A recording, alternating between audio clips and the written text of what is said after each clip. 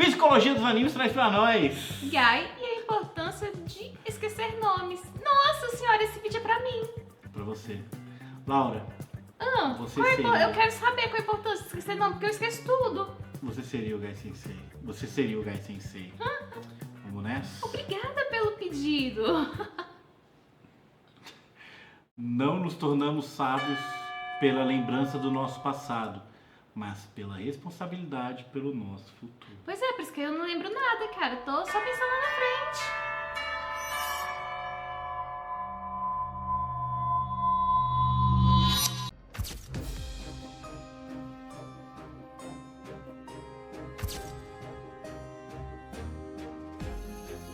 A habilidade de deixar o passado para trás. Eu sou o Rafael, psicólogo, e às vezes, de fato, você precisa esquecer alguns nomes. Curta, se inscreva no canal, rumo aos 400 mil inscritos. Vamos lá. Nossa, eu pensei que ia ser o canal de uma garota. Ué? Porque tinha uma menina que fazia isso, ela fazia psicologia nos animes. Ó. Que doideira. Ele tava dando cabeçada na Personagem que não olha pro passado. O Guy é com certeza um dos personagens mais resilientes dos animes. Quando lembramos de resiliência, lembramos do Rock Lee. Lee é o mais famoso, mas aquele que trouxe maior motivação, pessoalmente pra mim, foi o Guy. Sem o Guy, não existe Rock Lee. O Guy é o forte exemplo de como o ambiente pode moldar boa parte da nossa vida. Só um minutinho.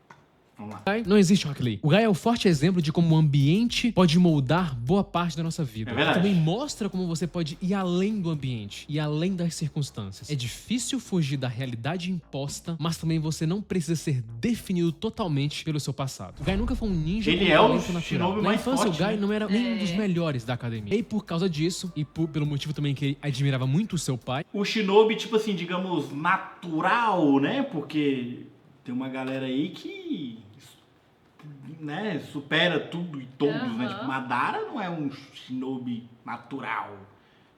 Sei lá, esquisito, né? Sem suco, isso. Shinobi sem suco.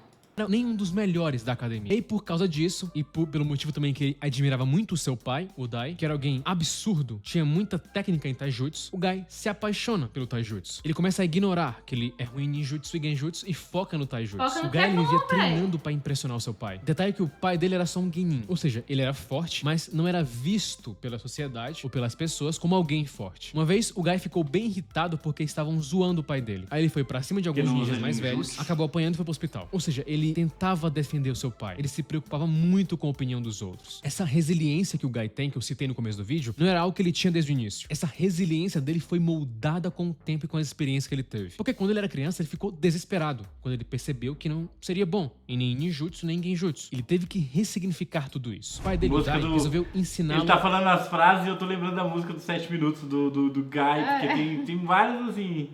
E vários Ninjutsu, parceiros. nem Assim. genjutsu. Ele teve que ressignificar tudo isso. O pai dele, o Dai, resolveu ensiná-lo a técnica dos 8 portões. Como uma condição. Ele só poderia fazer isso se isso fosse para proteger outra pessoa. E aí o Dai acaba mostrando isso na prática, porque pouco tempo depois, o Guy e os seus companheiros foram atacados pelos 7 espadachins da névoa. Foram salvos pelo Dai, que usou os 8 portões. E isso marcou o Guy. Talvez esse seja o principal ponto que fez ele mudar. O Guy era inferiorizado pelos outros por causa da sua falta de talento. Mas foi justamente isso que fez ele ser um dos melhores ninjas. Ou seja, justamente sua fraqueza se tornou sua maior força. Então na infância o Guy era extremamente inseguro e se preocupava muito com a opinião dos outros. Após ele se tornar adulto, isso meio que mudou por completo. Nosso cérebro prioriza a sobrevivência primeiro e todo o resto em segundo. Ele cria um fluxo interno de pensamentos baseados em sobrevivência, usando uma rede de pensamento automática chamada de rede de modo padrão. A rede de modo padrão escaneia o ambiente em busca de Ah, mas ameaças você foi muito potenciais rápido, e se peraí, pô. apega a dados que sugerem que não estamos seguros. Só que ela não presta tanta atenção assim a coisas que nos deixam mais seguros, como as pessoas que nos amam ou que dão feedback positivo. Esses comentários não despertam o interesse da rede de modo Deixa padrão. É por isso que passar. damos valor e muito à opinião dos outros sobre a gente. Somos muito propensos a dar atenção àqueles que nos rejeitam, que nos tratam mal, como era o Guy no passado. Só que isso mudou no personagem. Isso mudou a vida dele. O Guy, após se tornar adulto, ele decide viver uma vida baseada nos próprios conceitos dele. Uma vida extremamente fiel a si mesmo. Por exemplo, ele é bastante competidor. Essa competição que fez ele se aproximar do Kakashi. Kakashi e o Guy Guy são Era o bem melhor, diferentes. Kakashi. Kakashi sempre foi mais habilidoso que o Guy. Kakashi também sempre foi mais quieto, mais introvertido. E como dizia o Danzo, mais sombrio também. O Kakashi tinha uma escuridão que o Guy não tinha, justamente pelo passado dele. Só que o Guy admirava o Kakashi pela sua força e controle. E foi aí que se iniciou a rivalidade entre os dois. Rivalidade que é unilateral, só do Guy. O interessante é que o Guy, ele propõe um desafio e ele vai cumprir aquilo mesmo se ninguém estiver vendo. Ele agora não se importa tanto assim com o que as outras pessoas pensam dele. O Guy criou um desafio onde ele iria andar 500 voltas em torno de Konoha, com suas mãos. se não Se ele conseguisse? perdesse um Jokenpô contra o Kakashi. E de fato, ele teve que fazer isso. E não parou mesmo quando ninguém estava vendo. O Guy não fazia isso, ou fazia qualquer coisa, Muito pra honesto. mostrar para as outras pessoas, mas apenas para si mesmo, para a sua melhora como ninja. A chamada motivação intrínseca. Motivação intrínseca é o impulso que vem de dentro, sem nenhuma recompensa externa ostensiva. Você faz algo porque é inerentemente agradável para si mesmo, e não por causa de qualquer recompensa antecipada, prazo ou pressão externa. Diferentemente de recompensas extrínsecas, que podem perder seu apelo ao longo do tempo, a motivação intrínseca fornece uma fonte durável de energia e perseverança. Como mostram alguns estudos, ela nos alimenta mesmo diante de desafios e contratempos, permitindo que permanecemos resilientes e comprometidos com nossos objetivos. Esse é o motivo da energia infinita do Guy. vontade do Dificilmente fogo, algo né? desmotiva ele. É como se ele estivesse dentro de uma barreira que impede ele de desanimar, de desistir. Que ele desanime por razões externas. É como se só ele tivesse esse poder. A rivalidade que ele cria com o Kakashi é isso. É com a intenção de melhorar, de se tornar mais forte. Ele fazia desafios. Ele perdia. Ele tinha que pagar o preço. As pessoas riam dele. Mas agora ele não se importava mais. Era como se o Guy estivesse livre Deus. agora. E não estar preso à opinião dos outros era o grande fator dele conseguir avançar mais. A nossa autoestima está em problema quando buscamos a validação dos outros. Porque ela fica... E você vê, o Guy, ele praticamente não recebeu reconhecimento no anime em hora nenhuma.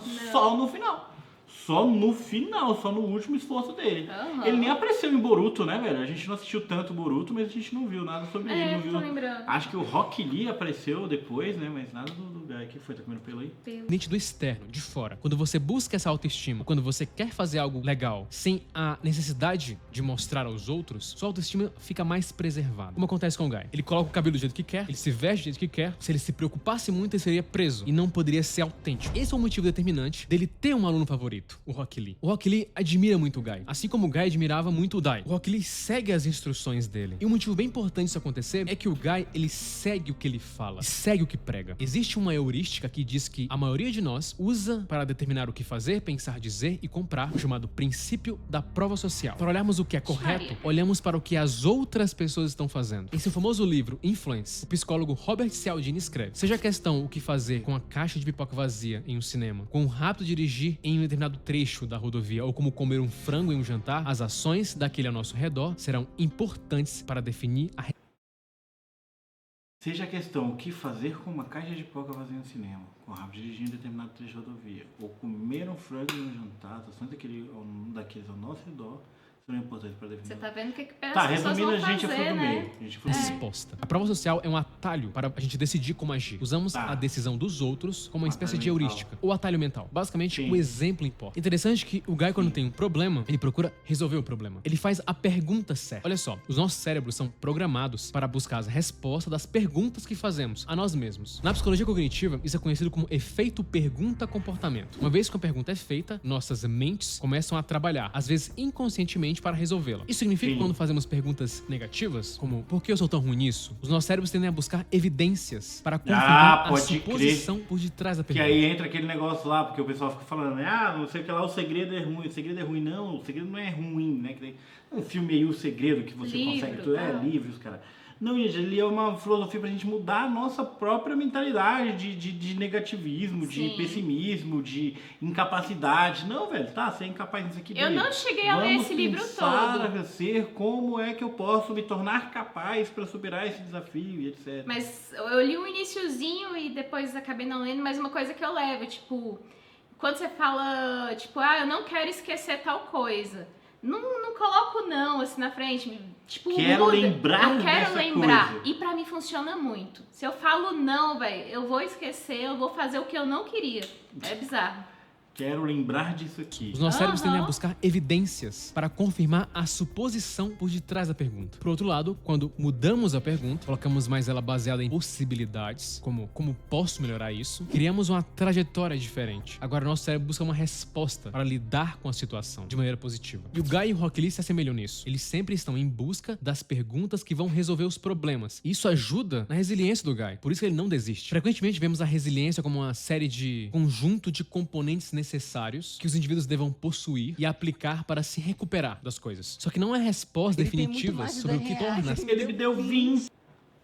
pessoas resilientes. Um estudo do pesquisador George Bonanno sugere que a resiliência é um conceito altamente individualista. Na verdade, muito do que constitui resiliência não é compreendido pelos pesquisadores. Em vez disso, a resiliência é multifatorial e pode variar de pessoa para pessoa. Mas no caso do Guy, podemos colocar essa resiliência dele na forte habilidade que ele tem de deixar o passado para trás. Existe um jeito curioso do Guy expressar isso, que é na forma que ele esquece dos seus oponentes. Ele esquece o nome dos oponentes. É uma metáfora que diz que ele não está preocupado com o que passou, que ele foca no futuro. E assim, o passado é importante. Ele explica o nosso comportamento. Só que se você ficar muito lá, pode significar um problema. Imagina se o Guy ainda se importasse com as pessoas igual quando ele era criança, indefesa. As situações às vezes mudaram completamente. Você é definitivamente outra pessoa. Mas mesmo assim, você pode estar lá em um cenário que não existe mais. Em uma realidade que não se adequa mais ao seu eu atual. Às vezes isso é difícil de fazer porque somos feitos de memórias. Entenda que a maneira como a memória funciona é que o seu cérebro tenderá a trazer à tona memórias que sejam consistentes em como você está se sentindo atualmente. Se você estiver se sentindo solitário, seu cérebro vai ativar memórias da época que você se sentiu rejeitado e sozinho. E você começa a reviver seu passado doloroso. Isso ajuda a explicar porque o Guy não está preocupado com o passado, porque ele não pensa nele. Ele está animado e motivado com o que está acontecendo com ele no momento. Isso significa que ele não precisa buscar nem futuro no passado muito, né? uma sensação similar, porque o passado dele não foi momento, positivo em alguns aspectos. Se você habitualmente rumina sobre sua vida anterior, pode ser regularmente revisitado por sentimentos de raiva, culpa, ressentimento, tristeza ou vergonha, ou ficar obcecado com pessoas, ou guardar ressentimento. Pessoas com um transtorno depressivo maior costumam passar por isso, costumam ficar muito presas às memórias do passado e passam a revivê-las o tempo inteiro. A depressão é multifatorial, mas por toda essa confiança e pensamento no futuro, poderia dificultar que Guy tivesse algum dia depressão, visto que a grande característica de pessoas com depressão é justamente a enorme dificuldade de ver esperança no futuro. É como se tudo ficasse nublado. Guy foca no presente, no futuro e no processo. Para alguém conseguir por tanto tempo manter uma motivação para atingir objetivos, a pessoa precisa aproveitar o processo tanto quanto um resultado. Em vez de pensar apenas na recompensa final, você precisa aproveitar a jornada até chegar lá. E aí entramos no último ponto, a força da juventude. Guy também é o personagem mais feliz de Naruto. Não consigo encontrar outro personagem que esteja tão motivado com a vida quanto ele. E é justamente essa força da juventude, ou uma espécie de otimismo. Estudos mostram consistentemente que um pensamento mais otimista está associado a uma ampla gama de resultados positivos na vida. Pessoas que mantêm uma perspectiva positiva desfrutam de melhor saúde física, maior sucesso em suas carreiras, conexões sociais mais fortes e vidas mais longas. Os otimistas tendem a se envolver... Que é o The Secret lá, que o chat acabou de falar que é picaretagem, é porque você não entendeu a mensagem, pô.